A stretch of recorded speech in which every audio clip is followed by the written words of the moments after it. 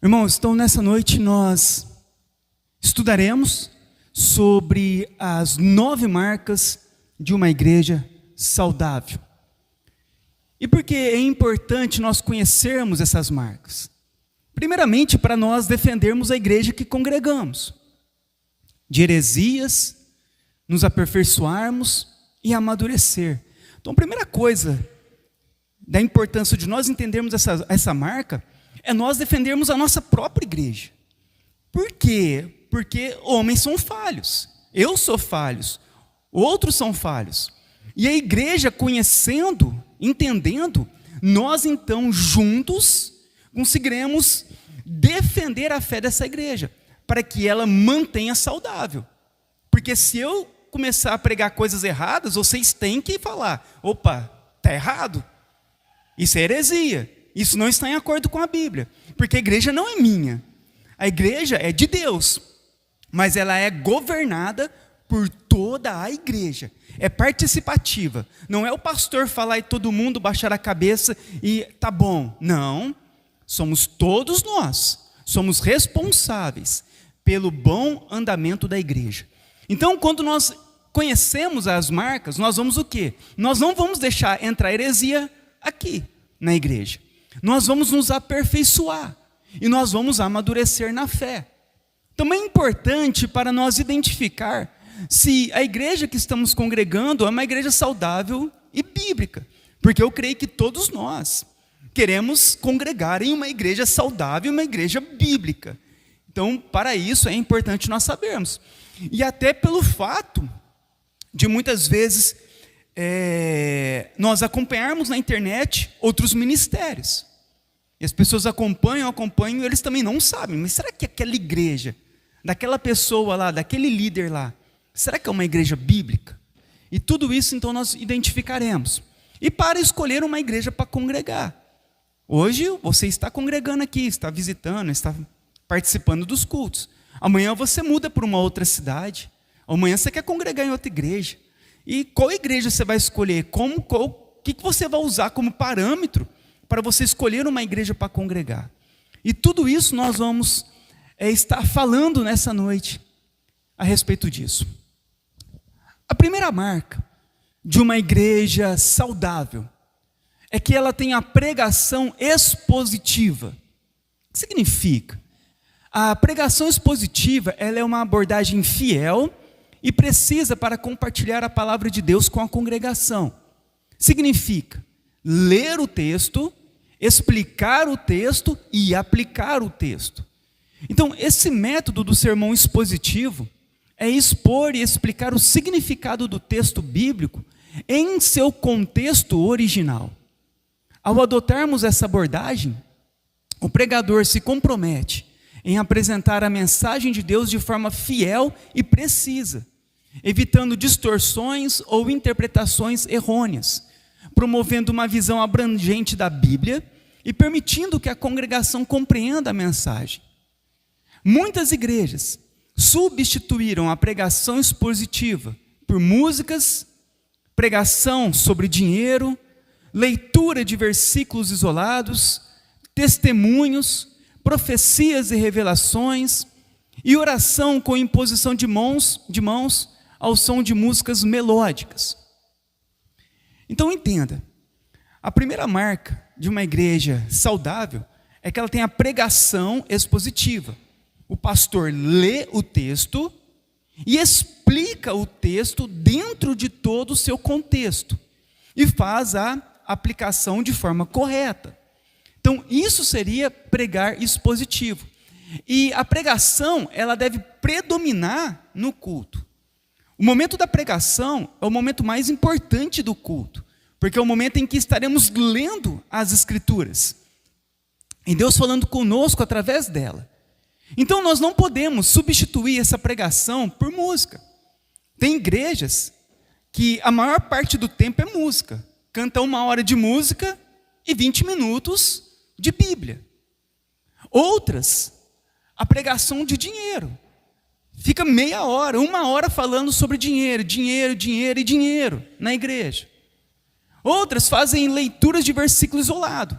Lê um versículo e esquece aquele versículo, vai falando o que está na cabeça dele. Leitura de versículos isolados.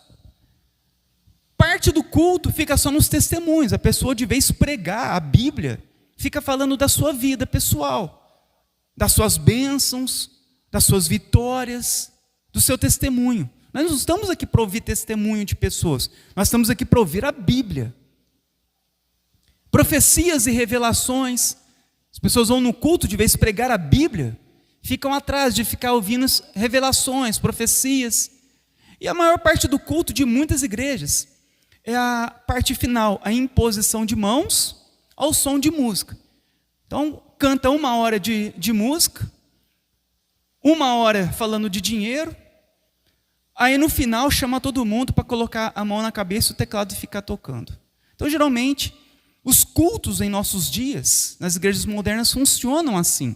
E a pregação expositiva? E a leitura completa do texto? E a explicação completa do texto? Onde fica?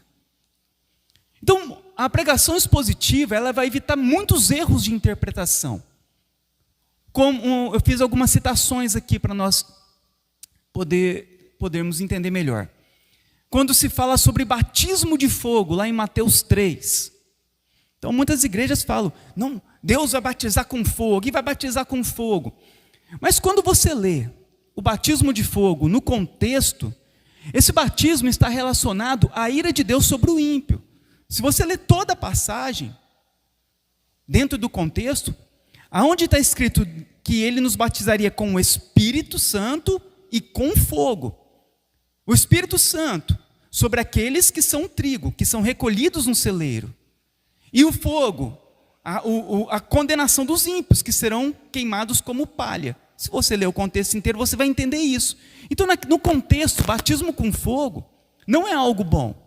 Porque é o batismo da ira de Deus é o juízo de Deus sobre os ímpios. Mas se a pessoa falar somente esse versículo, a pessoa ela pode inventar um monte de coisas. Quem já não ouviu, né, nas igrejas pentecostais, neopentecostais, onde há o Espírito Santo, há liberdade. Irmãos, o Espírito Santo está aqui. Você tem a liberdade de pular, dançar, chorar, fazer o que você quiser. Porque onde há o Espírito Santo, há liberdade. Mas quando você lê o texto completo, ali está falando que quando nós temos o Espírito Santo, nós passamos a ser livres da condenação do pecado e ao mesmo tempo livres para irmos até Deus, por meio de Cristo. Não está falando de liberdade de extravagarmos e fazermos o que quisermos.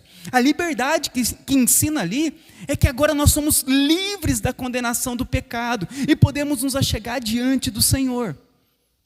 Quem já não ouviu esse outro versículo? Nem olhos viram, nem ouvidos ouviram o que Deus tem preparado para aqueles que o amam. É um jargão, né, das igrejas pentecostais, neopentecostais, que eles dizem, olha irmãos, nem olhos viram, nem ouvidos ouviram o que Deus tem preparado para você. É coisa grande, Deus vai te abençoar, é hoje, recebe a tua bênção. Não é assim? Nós que viemos de muitas igrejas pentecostais, tal, era assim. Mas se você lê o contexto, não é sobre isso. Ele está falando que os nossos olhos, né, no Antigo Testamento, o povo aguardava pela salvação.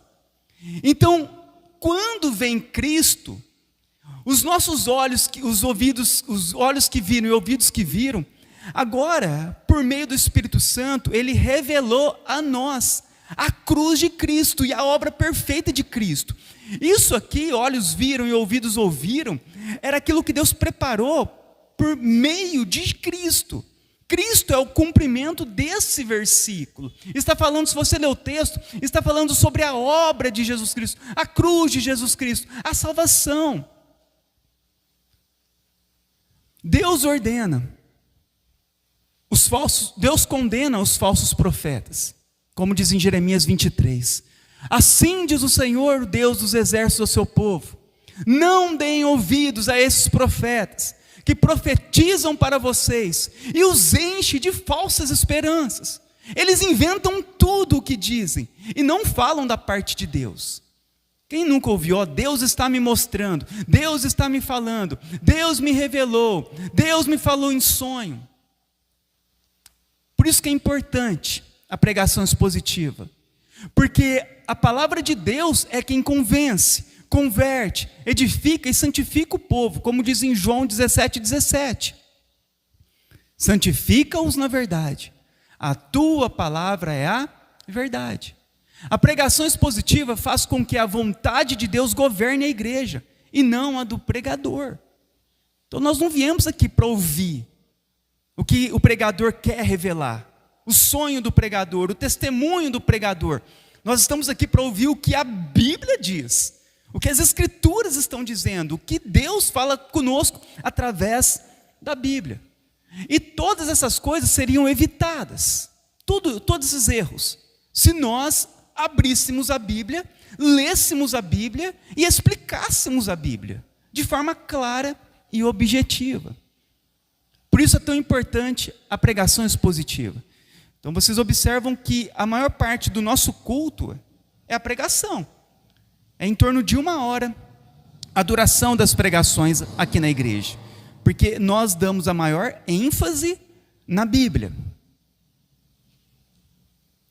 A segunda marca de uma igreja saudável é uma igreja que tem uma teologia bíblica. O que significa? É uma teologia que busca apresentar as verdades como se encontram na Bíblia, o sentido real que os profetas, apóstolos e Cristo queriam dizer. Logo, só existe uma interpretação. Todas as igrejas têm uma teologia. Então, o que é uma teologia bíblica? É nós ensinarmos a Bíblia de acordo com o que os profetas ensinaram, Jesus ensinou, os apóstolos ensinaram. Imagina, Paulo, ele escreveu algumas cartas, mas vamos lá, ele escreveu uma carta para a igreja de Gálatas, uma carta. Como nós fazemos então a pregação?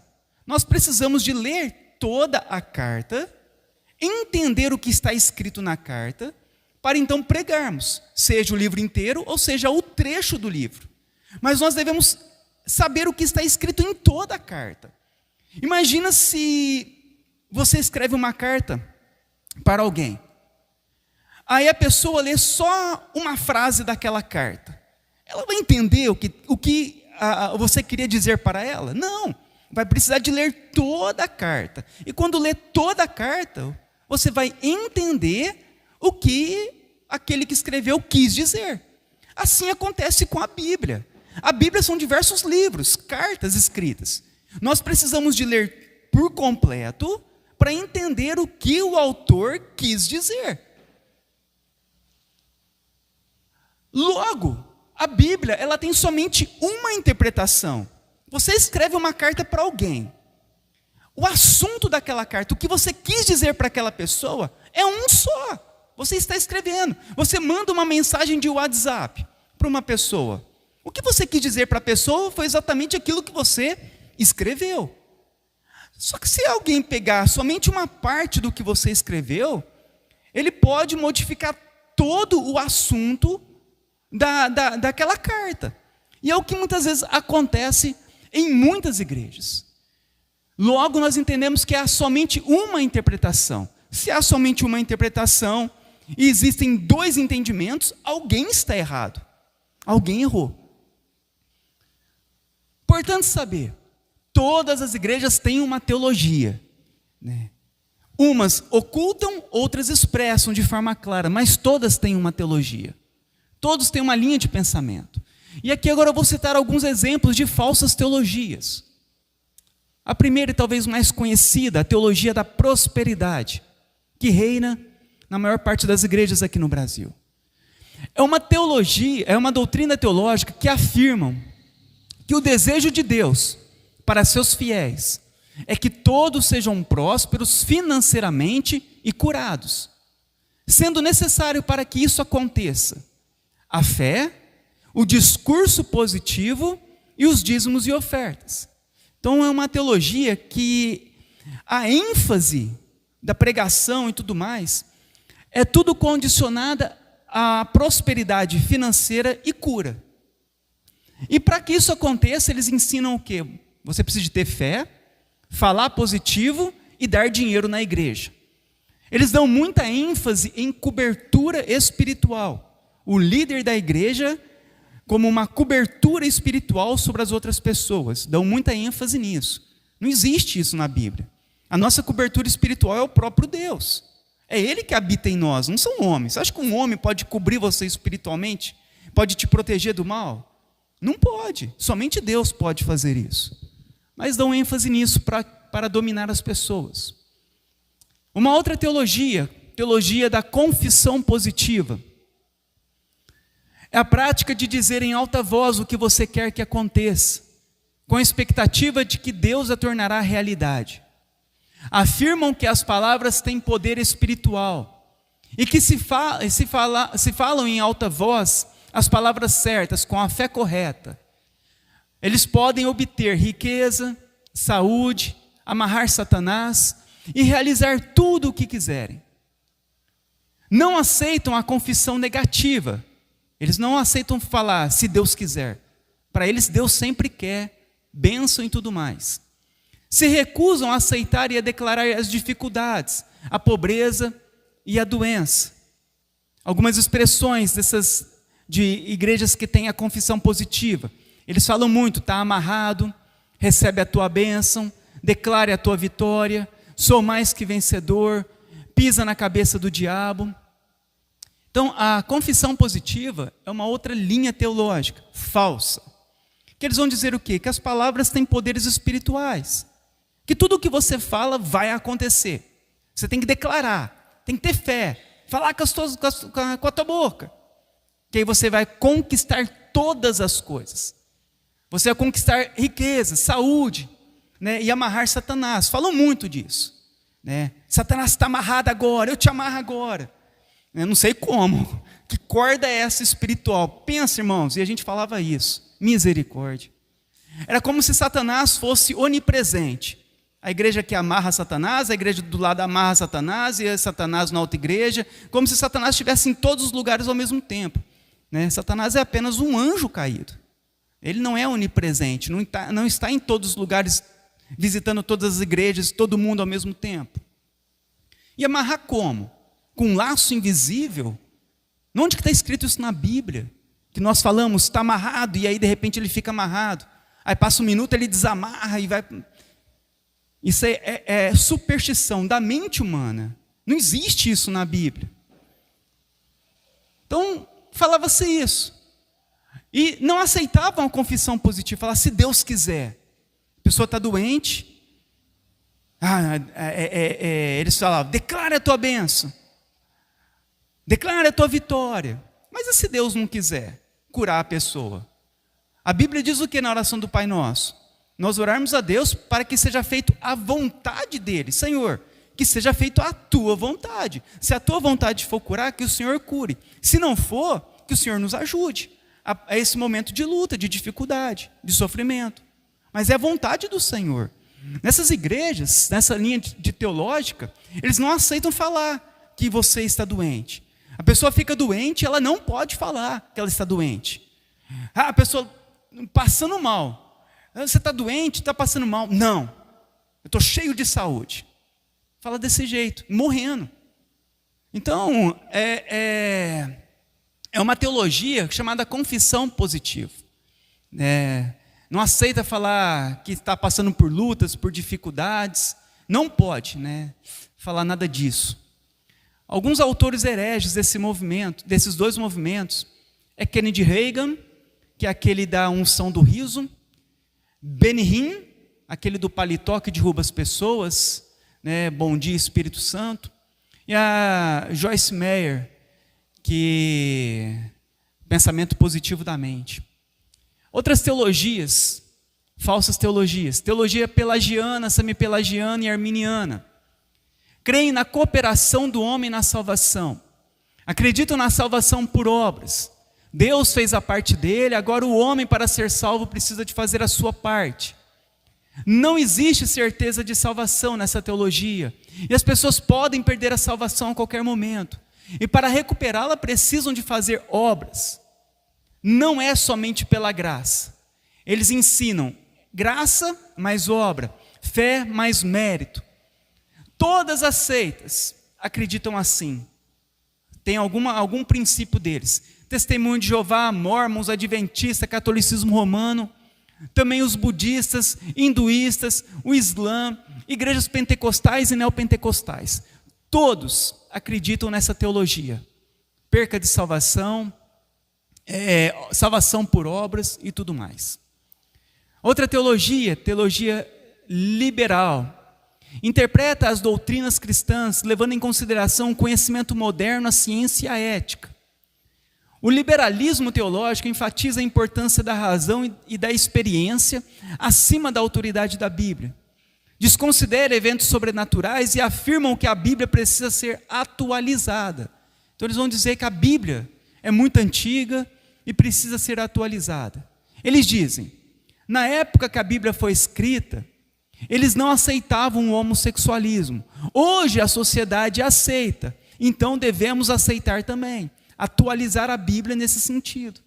Então aquilo que não se aceitava antes, eles dizem que era cultural. Então é muito antiquada a Bíblia. 4.000 anos, 2.000 anos, é muito velha. A sociedade mudou, os pensamentos mudaram, tudo mudou. Então nós também devemos mudar e atualizar a Bíblia. É a teologia liberal. Se você algum dia ouvir alguém falar que tem que atualizar, ou que a Bíblia contém erros, ou que a Bíblia não é totalmente a palavra de Deus, ou tem coisas que não estão certas, fuja desse pensamento. Por quê? Faz parte da teologia liberal. Outra teologia é a teologia da libertação. É uma abordagem teológica que enfatiza a libertação dos oprimidos. Envolve análises socioeconômicas esquerdistas, com a preocupação social com os pobres e a libertação política dos povos oprimidos, conhecida aqui no Brasil como missão integral. É a teologia da libertação. A ênfase é libertar as pessoas, os pobres, da opressão dos ricos. Então, muito das igrejas que se alimentam disso são igrejas que têm um modelo que seguem a linha de esquerda, a linha comunista. Então tem muitas igrejas hoje no Brasil. Então a ênfase deles é essa parte socioeconômica. Não é o evangelho, não é pregar Cristo, anunciar arrependimento, mas é tratar desses assuntos. A ênfase deles é essa. A teologia do momento é a teologia coach. Ensina que tudo o que a pessoa precisa para prosperar e atingir o sucesso está dentro dela. A pessoa, ele, é tudo de que ele mesmo precisa. São deuses de si. E Deus é apenas um amuleto. As pregações são antropocêntricas e motivacionais. Então, os cultos, as pregações são para os homens, para agradar os homens, para o ego dos homens. Eles não pregam Cristo, eles pregam sobre os homens, o que os homens querem ouvir. E são motivacionais, pregações de sucesso. Você vai conseguir, você vai ter vitória, vai dar certo. Tudo motivacional. Você tem aqui David Leonardo, ele diz assim: você é o ponto fraco de Deus. Algumas frases que ele diz. Você é a pessoa mais importante da terra. Você é o centro do coração de Jesus. Tudo que Jesus fez apontou para você. Então são pregações antropocêntricas, a qual exaltam as pessoas, exaltam o homem. Então se o pastor começar muito a exaltar o teu ego, muito para você e tudo mais, é a teologia coach, é a exaltação do homem. Nós estamos aqui para exaltar Cristo e não nós. Outro, Tiago Brunet, ele diz assim, ele afirmou que Deus tem o lápis do destino e o homem a borracha das decisões. O que significa que o homem pode mudar a vontade de Deus. Ele fala, Deus tem o lápis, mas o homem tem a borracha. Deus escreve, mas o homem apaga o que Deus escreveu. Ou seja, O homem é soberano, é o homem que no final decide. Nós temos outros pastores envolvidos nessa linha coach. Cláudio Duarte, a Vitória Souza, Vitor Azevedo, todos fazem parte da teologia coach. Culto antropocêntrico, culto motivacional. Então os pastores devem ensinar a sã doutrina de forma bíblica e correta. E quando não há análise do texto, e colocamos nossas ideias nele, a visão do ministério, e repassamos para a igreja, as pessoas são doutrinadas a pensarem errados, e assim ensinam outras erroneamente.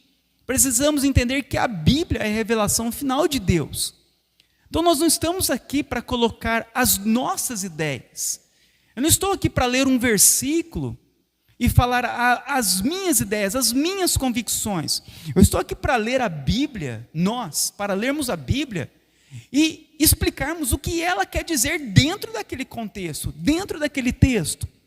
Então isso é muito importante, nós termos uma doutrina bíblica correta. Lermos o texto e entendermos o que a Bíblia quer ensinar para nós. É como se Isaías tivesse hoje aqui, anunciando a mesma palavra que ele anunciou naquela época. Quando nós lemos Isaías, nós devemos ter em mente isso. Isaías falando a mesma coisa que ele falou naquela época para o povo judeu. E assim por diante. Qual é a nossa doutrina? Qual é a nossa teologia aqui na igreja? A nossa teologia é conforme o próprio nome da nossa igreja. Ela é batista reformada. O que significa? Batista, porque vem do batismo por imersão. É o batismo tradicional das igrejas protestantes, por imersão. E reformada, porque nós viemos da linha de pensamento da reforma protestante. Pensamos igual os protestantes iniciais pensavam. Calvino, Lutero, Zwinglio e todos os demais pensavam, nós mantemos a mesma linha de pensamento que a igreja protestante inicial sempre pensou. Há pequenas divergências, mas nada que nos separe da irmandade com eles. Então nós mantemos isso. Quem tem essa teologia? Quem durante a história teve essa teologia? Charles Spurgeon, era batista reformado. Charles Spurgeon é considerado, é chamado de príncipe dos pregadores. Ele é considerado o maior pregador da história depois do apóstolo Paulo. Ele tinha o quê? A mesma teologia nossa, batista reformada. E nos tempos atuais, o pastor Paul Washer mantém a mesma teologia que nossa, ele também é batista reformado. E os irmãos da Aliança do Calvário, lá da igreja de Franca, também são batistas reformados. A terceira marca de uma igreja saudável é uma igreja que prega o evangelho. É anunciar que todos pecaram, estão debaixo da ira de Deus e serão condenados eternamente. Logo, o evangelho é a boa notícia da salvação em Jesus, baseada em sua vida perfeita, morte substitutiva na cruz e ressurreição. A centralidade do evangelho é o princípio vital em uma igreja saudável. A queda do homem, a ira de Deus, a redenção em Cristo somente pela graça mediante a fé, o arrependimento, a vida eterna, devem ser a parte central da mensagem e a identidade da igreja. Então, o que é uma igreja que prega o evangelho? Que tem a centralidade das suas pregações a respeito disso. Pecado, arrependimento, salvação somente por meio de Cristo. Você observa que nós aqui buscamos sempre manter isso. Sempre falar sobre pecado, arrependimento, salvação pela graça em Cristo. Mesmo que nós falamos de vários temas, o tema central do evangelho sempre está presente em todas as ministrações.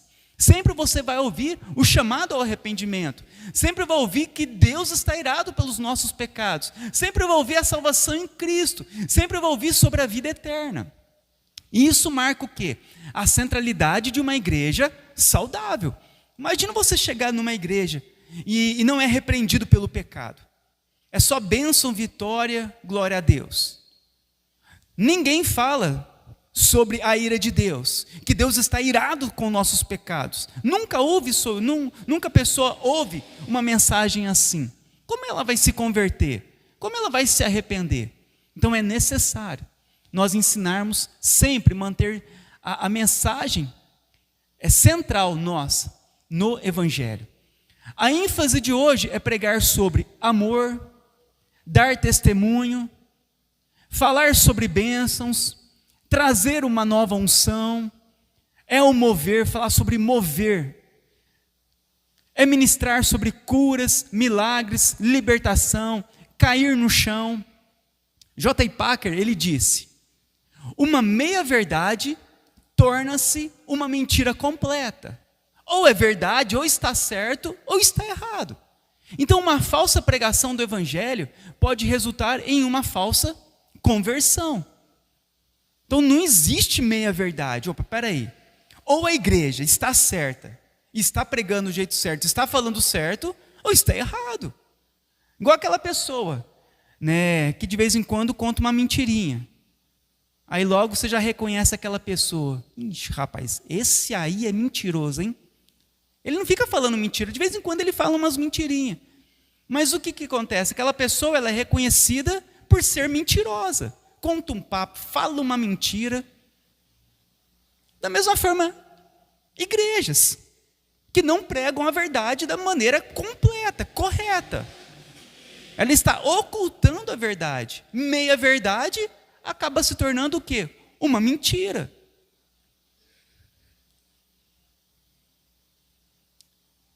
A quarta marca é ter o entendimento correto da conversão. A conversão é um giro de 180 graus na vida de uma pessoa. É virar completamente a vida de alguém do pecado para Cristo e para a salvação. Da adoração de ídolos para a adoração de Deus. Da autojustificação para a justificação de Cristo. Do governo do ego para o governo de Deus.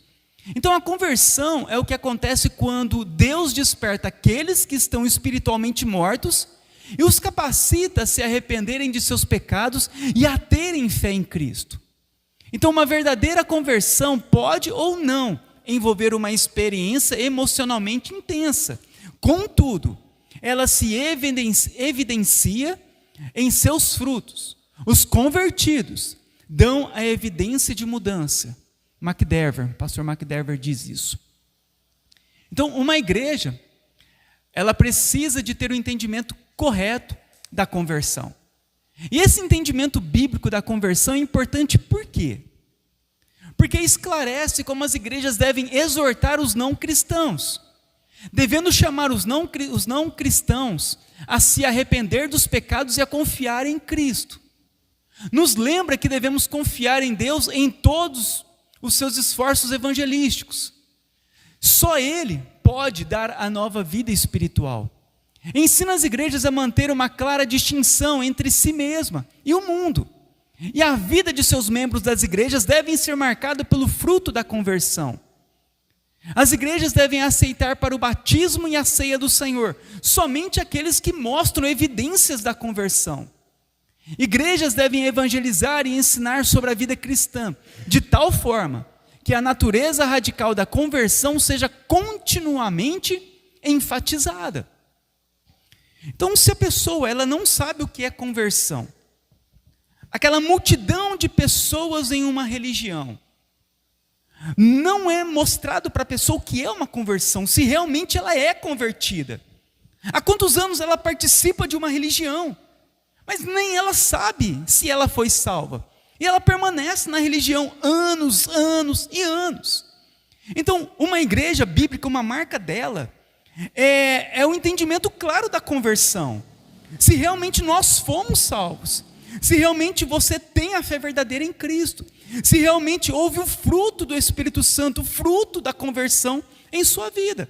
Então a pessoa ela vai entrar em uma igreja, ela vai viver a vida dela naquela igreja, e ela vai terminar o final de sua vida condenada, porque ela nunca foi convertida, ela nunca foi confrontada a se arrepender dos seus pecados, nunca foi mostrado para ela que a vida dela é pecaminosa. Então uma igreja bíblica ela precisa de expor o que é a conversão. E a conversão é o quê? É uma mudança radical na vida de uma pessoa. Se nós não mudamos radicalmente a nossa vida nesse mundo, o nosso coração, se continuamos amando ainda o pecado, se continuamos amando este mundo, nos deleitando naquilo que é mal, como houve conversão? É necessária a conversão, é necessário o arrependimento, é necessário nos voltarmos a Cristo para sermos salvos. E é tão importante a conversão, por quê? Porque a distinção entre a igreja e o mundo. Porque hoje a igreja ela é tão envergonhada? Porque as pessoas estão na igreja, são chamadas, né, de igreja, de cristãs, de evangélicas, mas nunca se converteram. Onde não há conversão verdadeira, ela não é cristã. Ela não pode ser nem chamada, considerada protestante, evangélica, porque ela nunca se converteu. Ela nunca se tornou verdadeiramente cristã. E é tão importante a conversão, porque para a pessoa ser batizada e participar da ceia, ela tem que mostrar evidências da conversão. A quinta marca de uma igreja saudável é uma igreja que faz evangelismo. A igreja saudável entende e se engaja no evangelismo como proclamação da mensagem do evangelho a todos, tanto dentro quanto fora da igreja. Ela busca alcançar e impactar a comunidade em que está inserida. A base para o entendimento bíblico do evangelismo está nas palavras de Jesus registradas nos evangelhos, como em Mateus 28, onde ele comissiona os seus discípulos a irem e fazerem discípulos de todas as nações, batizando-os, ensinando-os a obedecerem a tudo o que ele ordenou. Então, uma igreja saudável entende que a grande comissão é uma responsabilidade dada por Deus a todos os crentes, e não apenas a um grupo seleto de pessoas. Então, é uma igreja que se envolve com o evangelismo. Tanto o evangelismo de uma forma marcada, como nós fazemos o evangelismo todo mês nos 2 asilos aqui da cidade, e eu também faço a capelania na polícia militar. Então eu dou estudo bíblico para os policiais militares aqui na cidade. Então nós já fazemos de forma fixa alguns evangelismos, mas não somente isso. Nós precisamos também no nosso dia a dia fazermos evangelismo pessoais. Todos nós pregarmos o evangelho onde nós estamos inseridos na sociedade. Então isso faz parte de uma igreja, o evangelismo. Uma igreja tem que evangelizar, uma igreja tem que ganhar novas vidas. Isso é importante para nós. O evangelismo bíblico, o que é? Ele é centrado em Jesus Cristo e em sua obra redentora. A proclamação do evangelho envolve o chamado ao arrependimento, finalizando com a boa notícia da salvação em Jesus, Filho de Deus, que morreu pelos nossos pecados e ressuscitou para oferecer a vida eterna a todos os que creem nele. Então, uma igreja saudável compreende a importância de compartilhar essa mensagem central e de convidar as pessoas a se arrependerem e colocarem a sua fé em Jesus como seu Senhor e Salvador. Então, o evangelismo é essa proclamação, é o chamar a pessoa ao arrependimento, é mostrar para a pessoa que ela está vivendo no pecado, que ela está no caminho errado, que ela precisa então se arrepender deste caminho e colocar a fé dela em Cristo.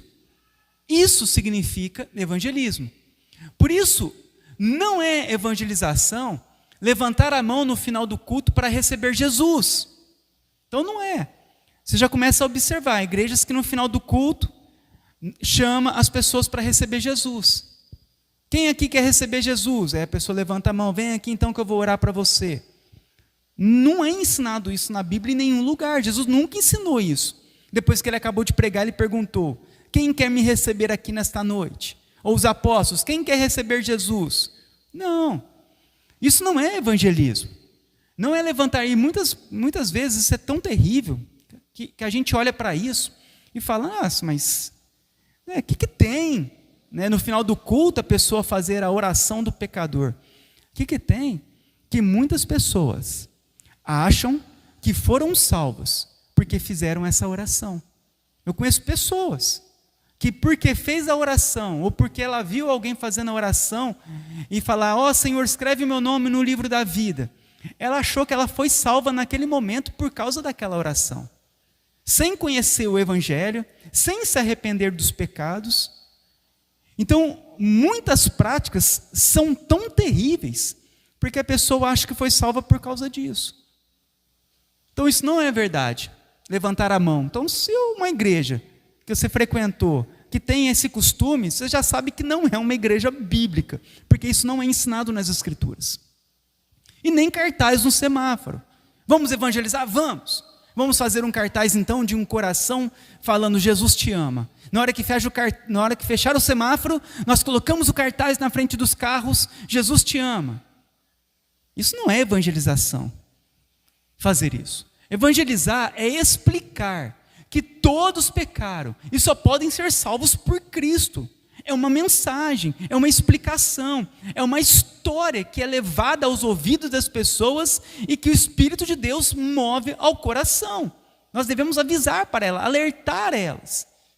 A pessoa está no maior pecado, bebendo, drogada, e você chega com cartaz, Jesus te ama. Qual mudança ela vai ter? Qual reação ela vai ter? Olha, o jeito que eu estou, Jesus me ama. Para que eu preciso de mudar? Então, o entendimento correto do Evangelho leva a uma prática correta da evangelização. O McDever diz assim, a evangelização não é fazer tudo o que pudermos para que uma pessoa tome uma decisão a favor de Cristo. E também não é impor aos outros as nossas opiniões. Então, a evangelização não é você insistir para a pessoa aceitar Jesus. Tem pessoas que ficam até briga. Não, você tem que aceitar Jesus, você tem que ir para a igreja. Não é isso. Evangelizar é você falar para a pessoa essa história. Todos pecaram, todos precisam de Deus, todos estão condenados. E somente Cristo pode nos salvar. Você precisa de se arrepender dos seus pecados e colocar a tua fé em Cristo, porque somente Cristo viveu uma vida perfeita e morreu pelos nossos pecados. É isso. Essa é a mensagem. Não é insistir para a pessoa, é nós anunciarmos a mensagem. Se Deus quiser salvar aquela pessoa, Ele vai salvar. Aquelas palavras cairão no coração dela e Deus a atrará para Ele. Mas se Deus não quiser salvar, aquela mensagem foi apenas uma mensagem de condenação para aquela pessoa. E também não é impor as nossas opiniões.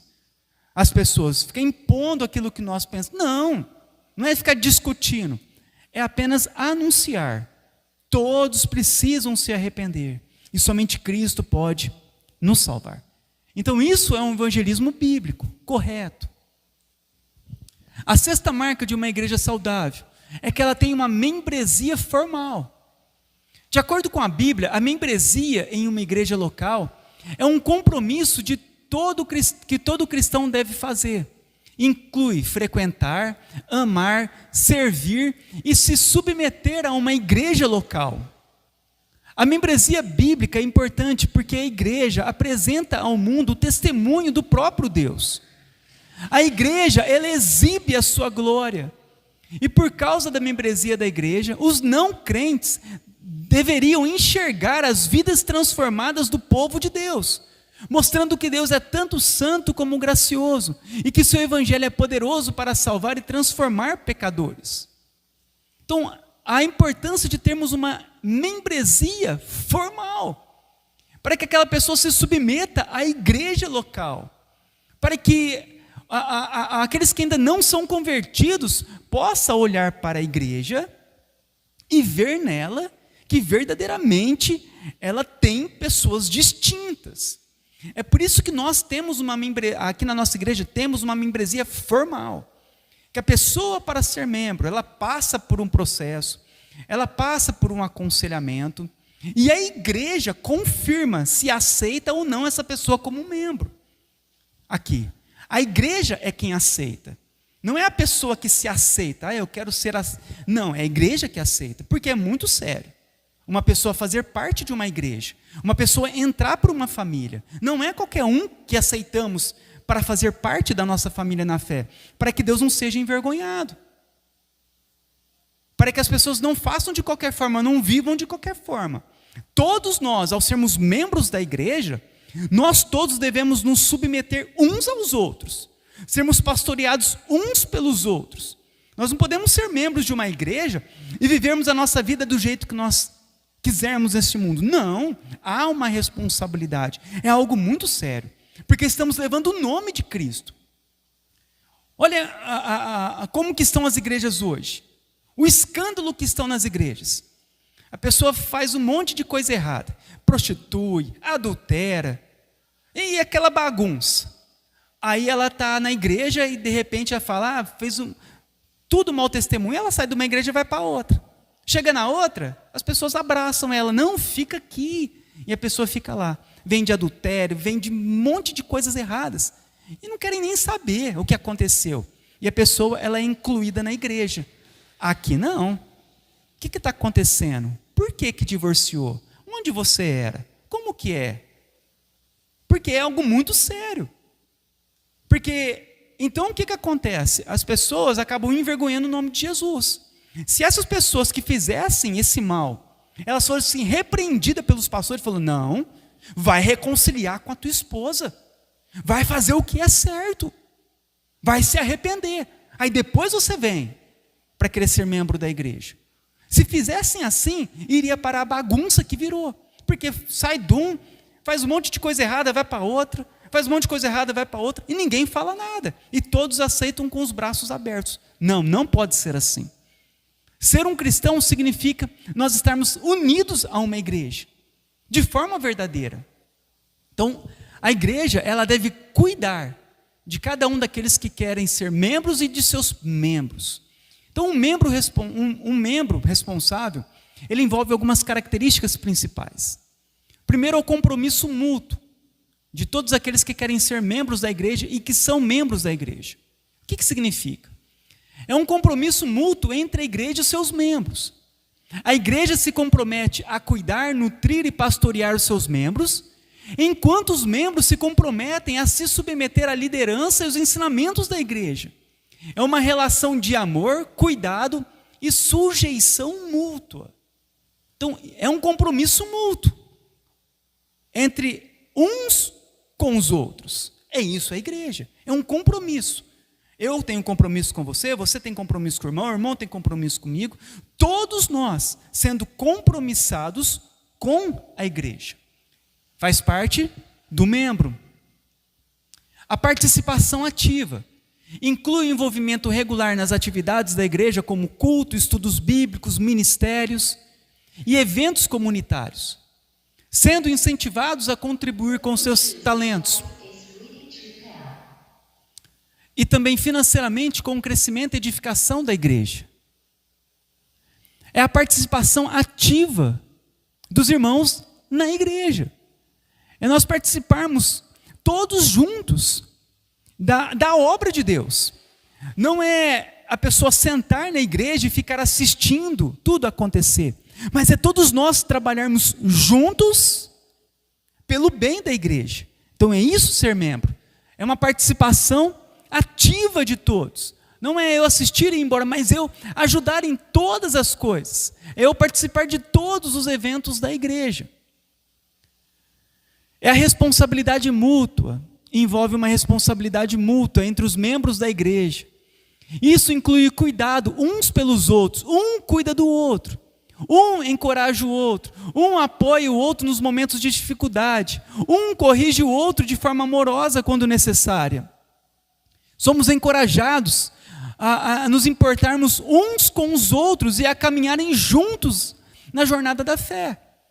Então a membresia formal, ela faz isso. É uma responsabilidade de todos nós. Todos nós devemos cuidar de todos nós. Um cuidando do outro. E a submissão às autoridades. Implica uma submissão consciente à autoridade e liderança da igreja. Isso inclui a disposição de seguir os seus ensinamentos e orientações dos líderes da igreja, reconhecendo a sua responsabilidade de conduzir e pastorear o rebanho. A submissão à autoridade. Que submissão? Uma submissão consciente. A partir do momento que está sendo ensinado aquilo que é certo, aquilo que é bíblico, nós todos devemos nos submeter aos ensinos, inclusive eu, todos nós. Por isso que é um ensinamento consciente, né? Diferente da pessoa ela se submeter de uma forma cega, né? Então o pastor vai lá e falou: se você não der os teus dízimos e as tuas ofertas, você vai para o inferno, você vai perder a tua salvação, você não vai ser salvo. Então a pessoa, dentro de um ensinamento não bíblico, ela não vai se sujeitar a algo que não é bíblico. Em nenhum lugar Jesus ensinou isso. Em nenhum lugar os apóstolos ensinaram que quem não dá dinheiro na igreja não vai ser salvo. Então a nossa obediência, ela deve ser consciente. Mas peraí, esse ensinamento está errado. Mas quando diz, olha, o pastor diz, você precisa de se arrepender dos seus pecados e colocar a tua fé em Cristo, para que você seja salvo. Diferente. Olha os dois ensinos. Se você não der o dinheiro, não vai ser salvo. Ao outro ensino. Se você não se arrepender e colocar a tua fé em Cristo, você não será salvo. Diferente. Um bíblico e um não bíblico. Por isso a nossa submissão ela é consciente. A partir do momento que o pastor está ensinando aquilo que é certo e correto, nós de coração grato devemos nos submeter, porque aquilo lá é uma verdade. Isso tudo faz parte do quê? De termos uma membresia formal, para que você seja pastoreado pelo pastor da igreja. A sétima marca de uma igreja saudável é que ela pratica a disciplina eclesiástica. O que significa? Em um sentido amplo, a disciplina da igreja é tudo aquilo que a igreja faz para ajudar seus membros na busca da santidade e luta contra o pecado. Então isso acontece pela pregação, oração, adoração corporativa. Nós nos reunimos e nós estamos o quê? Sendo chamados ao arrependimento, chamados a buscar a santidade. Então, em um sentido amplo, isso faz parte de uma disciplina na igreja. Mas um sentido mais restrito é o ato de corrigir o pecado na vida do corpo, incluindo a possibilidade, em uma etapa final, de excluir um membro confesso da membresia da igreja e da participação da ceia do Senhor, por causa de um grave pecado sem arrependimento. No Novo Testamento instrui a disciplina corretiva, excluindo pecadores não arrependidos da membresia da igreja, como diz em Mateus 18. Se o seu irmão pecar contra você, vá e a sós com ele mostra-lhe o erro. Se ele ouvir, ganhou o seu irmão. Mas se ele não ouvir, leva consigo mais um ou dois outros, de modo que qualquer acusação seja confirmada pelo depoimento de 2 ou 3 testemunhas. Se ele recusar a ouvi-los, conte à igreja. Se ele recusar a ouvir também a igreja, trate-o como pagão ou publicano. Então, uma igreja, ela tem a prática da disciplina eclesiástica. O que significa? Fazer a correção com relação a um pecado. Então, quando a pessoa ela é membro de uma igreja, de uma forma oficial, e ela erra, ela peca, qual que é o que nós devemos fazer? É ir até ela e chamar ela ao arrependimento. Então, você vê, tem uma pessoa que é membro da nossa igreja, você passa e de repente você vê ela lá no bar bebendo. O que você vai fazer? Você vai chegar para ela e vai falar para ela: olha, eu vi ontem que você estava naquele bar bebendo, se embriagando. Não é um lugar para você estar frequentando. E você também não deve se embriagar. É pecado. Se aquela pessoa reconhecer que estava errado e falar: realmente, eu pequei, e se arrepender, encerrou o assunto. Ela está em paz com Deus. Mas se ela continua com o coração duro e ela continua a frequentar aqueles lugares e se embriagar.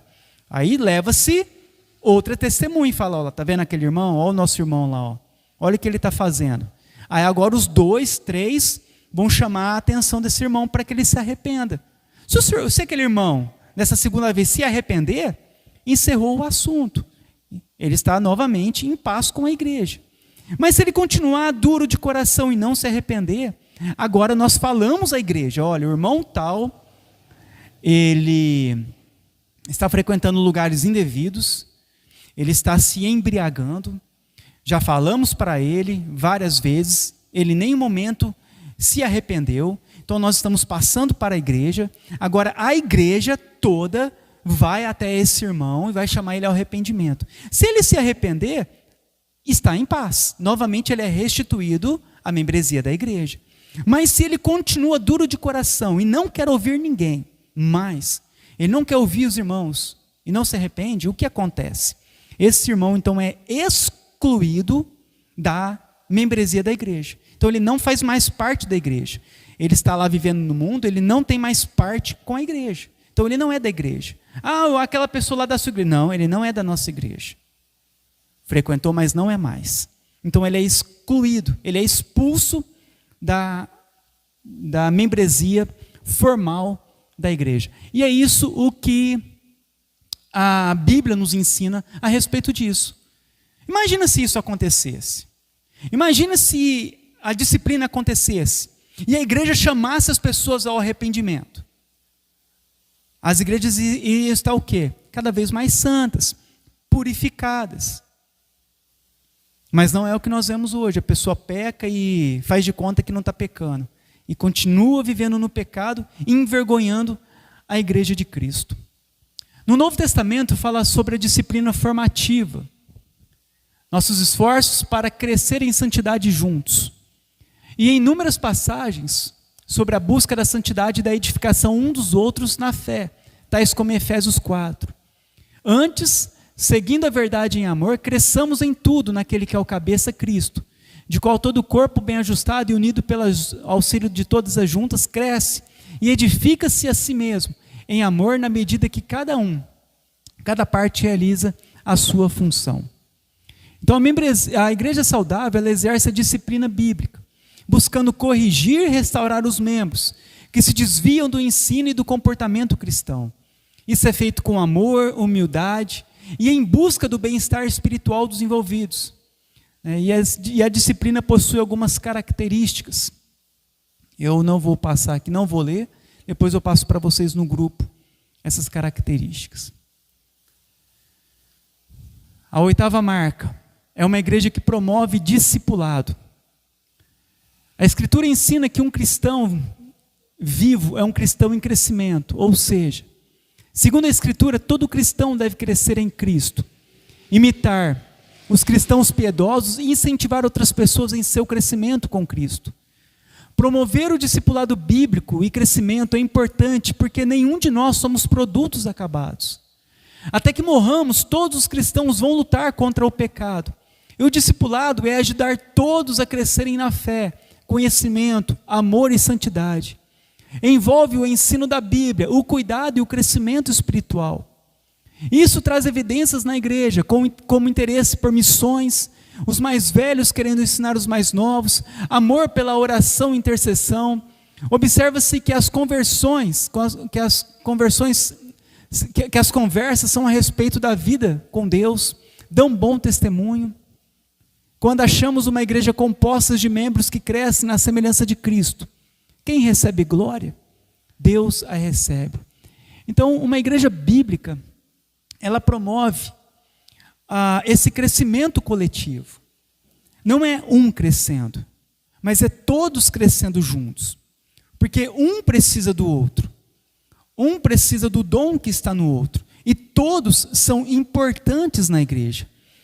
Então, todos devem serem ajudados nesse crescimento. Porque a nossa igreja, ela não é regida por um líder, que o líder é o dono da igreja e manda em tudo. Não, é regida pela congregação. Cada um é importante na igreja. E por isso todos devem crescer juntos. Todos devem manter essa fé saudáveis juntos. E isso vai acontecer com o discipulado, com o ensino, como os estudos bíblicos que nós temos, o cuidado pessoal e o crescimento espiritual. É o desejo de ver todos crescendo, porque assim a obra pode crescer mais rápida e ela fica mais leve, uma vez que todos estão trabalhando pela igreja. E a última marca, a 9ª marca, de uma igreja bíblica, saudável, é uma igreja que tem uma liderança bíblica. A igreja local, ela deve ser conduzida por uma pluralidade de homens piedosos e qualificados. Ela não pode ser episcopal e nem liderada por mulheres. Então, uma igreja saudável, ela é uma igreja que tem uma pluralidade na liderança. O que significa? Que é uma igreja regida por vários líderes, e não somente um. Hoje, a maior parte das igrejas pentecostais, e em especial neopentecostais, as igrejas têm dono. Então, o dono da igreja manda e desmanda, faz o que ele quer com a igreja. Então, é uma liderança episcopal. É igual o papado. O papa é o líder da igreja católica romana. O que o papa disser vai servir como regra para todas as outras igrejas. É o que nós chamamos, é a liderança episcopal. Uma pessoa sendo o líder da igreja. Nós entendemos que isso está errado. Porque se uma pessoa ela errar, todos erram. Então nós precisamos do quê? De uma liderança plural. A nossa igreja ela é congregacional. O que significa? Significa que ela é governada por toda a igreja. Toda a igreja tem voz na igreja. Todos nós. Aquela história que você não pode falar nada para o pastor, ou que se o pastor falou, todo mundo tem que baixar a cabeça e aceitar. Não é assim aqui. Aqui todos têm voz. Aqui todos votam, os que são membros da igreja. Então todos decidem juntos. Não é o pastor que decide pela igreja. Toda a igreja decide pela igreja. E nós aqui temos essa liderança, ela é congregacional. A igreja, nós temos os diáconos e tem eu como pastor. Eu não estou aqui, nem os diáconos foram colocados pela nossa cabeça. Vocês lembram que quando foi preparados os diáconos, inclusive eu para pastorear, foi a igreja que aceitou. A igreja levantou a mão e falou, nós concordamos que esses irmãos sejam os oficiais da igreja. Então foi a igreja que votou, a igreja que concordou, a igreja que nos colocou na liderança. Da mesma forma, aqui, a igreja tem poder para tirar aqueles que ela colocou. Se amanhã vocês não quiserem que eu continue como pastor, vocês podem escolher outro para ficar em meu lugar, como pastor titular, certo? Nós temos os oficiais, em breve teremos outros presbíteros também comigo, mas a igreja, ela tem esse poder aqui, diferente em muitas igrejas. Em muitas igrejas o pastor é o dono, que todo mundo fica calado, então o pastor dá banco para todo mundo. Aqui não, aqui a igreja tem poder de dar banco para o pastor, para vocês verem como que funciona numa igreja bíblica. Se eu fizer algo errado, se o meu procedimento for errado, a igreja pode me chamar a atenção, inclusive me dar advertência e me colocar de disciplina. Eu não sou maior do que vocês, não tenho mais unção do que vocês, nada disso. Apenas assumo uma responsabilidade de ensino, de dons de pastor e mestre aqui na igreja. Fora isso, irmãos, como vocês têm outros dons.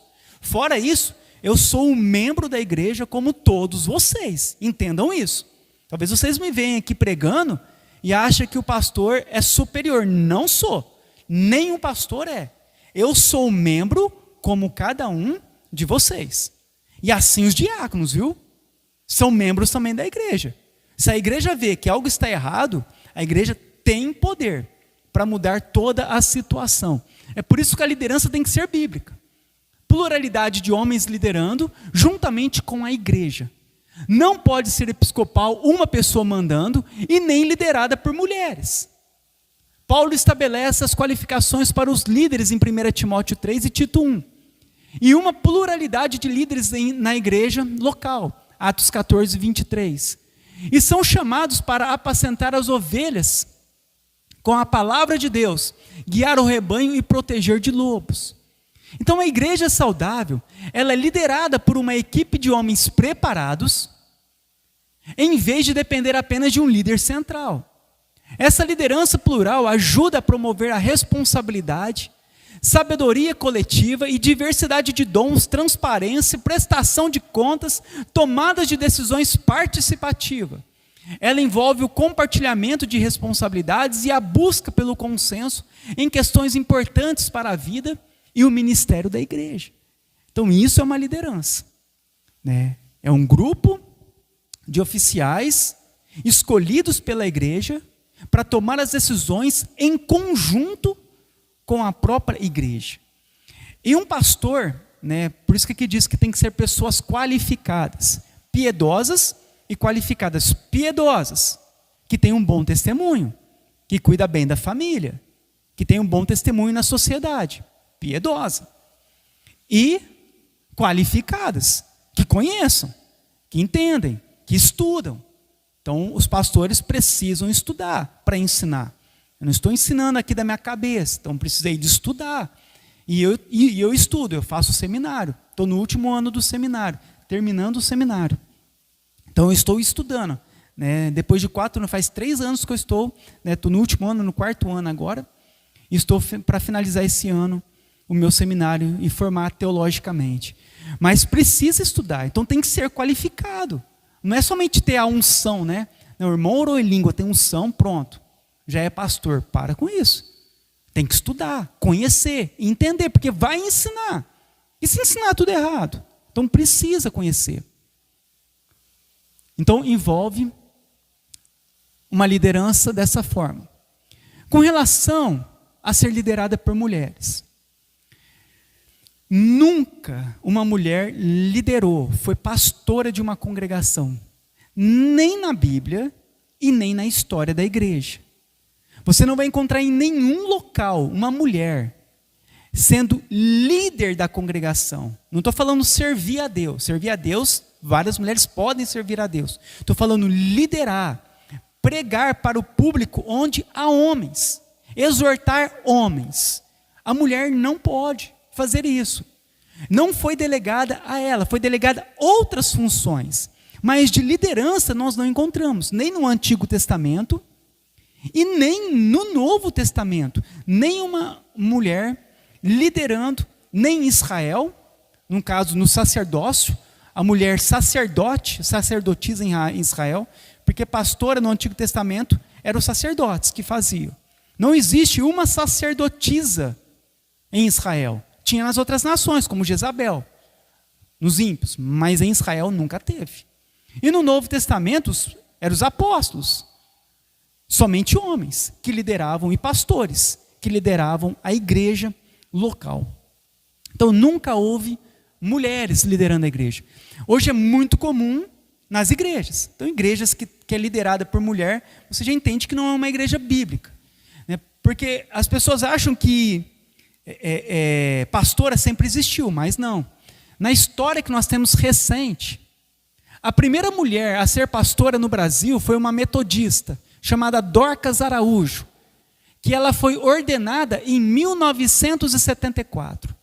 A primeira mulher pastora no Brasil faz 50 anos que houve a primeira pastora no Brasil. No dia 23 de abril de 2005, há 20 anos atrás, a cantora Cassiane é consagrada a primeira pastora da Igreja Assembleia de Deus no Brasil. Há 20 anos atrás, não existia nenhuma mulher pastora na Assembleia de Deus. Nunca teve, porque a Bíblia ela é bem clara com relação a isso. Mas o que aconteceu? Ao abrir mão das Escrituras e começar a seguir visão de ministério, pensamento de homens, e assim por diante, o que acontece? já não se importam mais com o que a Bíblia diz, e sim com o que o líder da igreja quer, o que o líder da igreja ensina. Então não existe ordenação de mulher oficial nem na Bíblia e nem na história da igreja. Tudo começou após o movimento feminista. Também não existe dono da igreja, dono de igreja.